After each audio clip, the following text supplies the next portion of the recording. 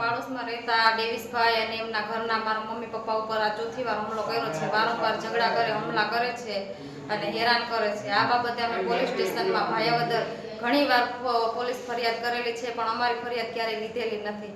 આ અગાઉ ગામના સરપંચે મારા પપ્પા ઉપર હુમલો કરેલો અને અમે ભાયાવદર રાતના 15 તારીખના 12 વાગ્યા સુધી બેઠા, અમારી ફરિયાદ લેવામાં નથી આવી।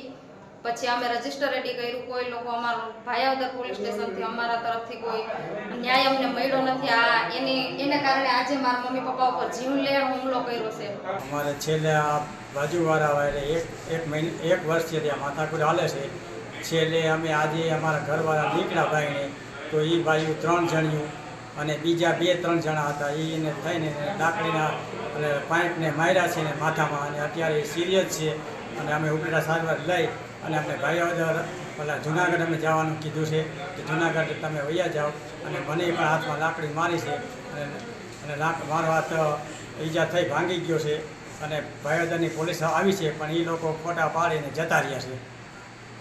અને આ રીતે કાંઈ કાર્યવાહી થતી આ માટે અમે એસપી સાહેબ પાસે ગયા, ભાયાવદર પોલીસ સ્ટેશનમાં ગયા છીએ, ધક્કા ખાઈ કાંઈ થઈ ગયા છે 1 વર્ષ થયા, પણ કાંઈ આમાં નિરાકરણ આવતું નથી। અને એના મદદિયા બધા સરપંચ છે અને આ તે ગામ એ બધા એને ઉશ્કેરે છે અને અમારી માટે ધરા ઝઘડા કરે છે।